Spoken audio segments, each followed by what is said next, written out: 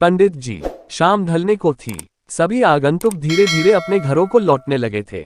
तभी बीरबल ने देखा कि एक मोटा सा आदमी शर्माता हुआ चुपचाप एक कोने में खड़ा है। बीरबल उसके निकट आता हुआ बोला, लगता है तुम कुछ कहना चाहते हो। बेहिचक कह डालो जो कहना है। मुझे बताओ तुम्हारी क्या समस्या है। वह मोटा व्यक्ति सकुचाता हुआ बोला, मेरी समस्या यह है कि मैं पढ़ा लिखा नहीं हूँ।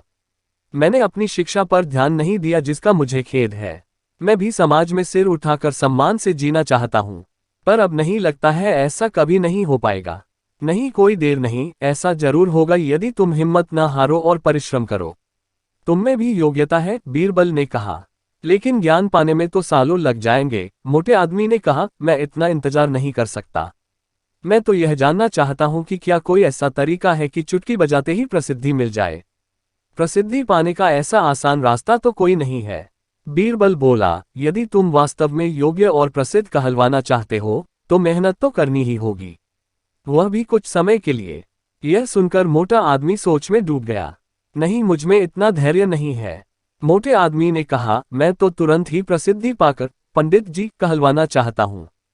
ठीक है, बीरबल बोला, इसके लिए तो एक ही उपाय है। कल तुम बाजार में जाकर खड़े हो जाना। मेरे भेजे आदमी वहां होंगे जो तुम्हें पंडित जी कहकर पुकारेंगे। वे बार बार जोर जोर से ऐसा कहेंगे। इससे दूसरे लोगों का ध्यान इस ओर जाएगा, वे भी तुम्हें पंडित जी कहना शुरू कर देंगे।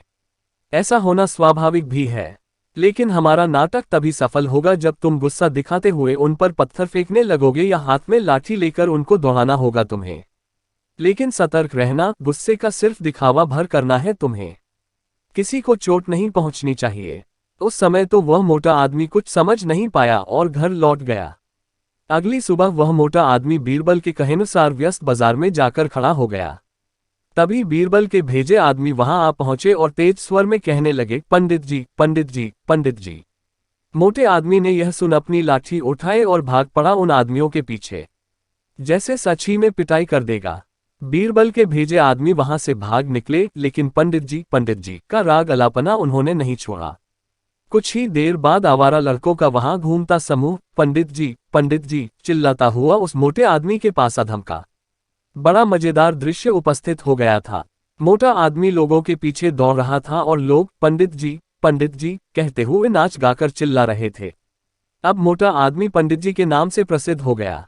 जब भी लोग उसे देखते तो पंडित जी कहकर ही संबोधित करते। अपनी ओर से तो लोग यह कहकर उसका मजाक उड़ाते थे कि वह उन पर पत्थर फेंकेगा या लाठी लेकर उनके पीछे दौड़ेगा। लेकिन उन्हें क्या पता था कि मोटा तो चाहता ही यही था। वह प्रसिद्ध तो होने ही लगा था। इसी तरह महीनों बीत गए। मोटा आदमी भी थक चुका था। वह यह भी समझ गया था कि लोग उसे सम्मानवश पंडित जी नहीं कहते, बल्कि ऐसा कहकर तो वे उसका उपहास करते हैं। लोग जान गए थे कि पंडित कहने से उसे गुस्सा आ जाता है। वह सोचता था कि शायद लोग मुझे पागल समझते हैं।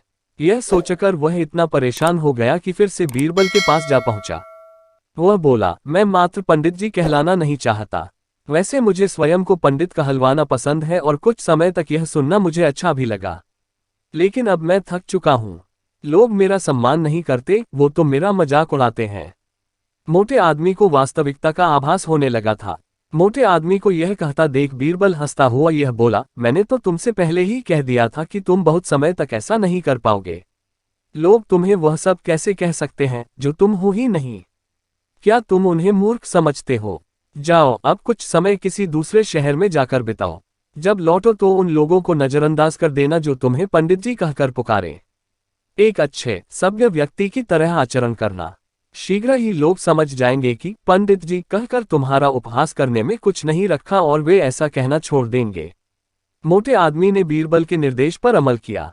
जब वह कुछ माह बाद दूसरे शहर से लौटकर आया तो लोगों ने उसे पंडित जी कहकर परेशान करना चाहा, लेकिन उसने कोई ध्यान न दिया। अब वह मोटा आदमी खुश था कि लोग उसे उसके असली नाम से जानने लगे हैं। वह समझ गया था कि प्रसिद्धि पाने की सरल राह कोई नहीं है।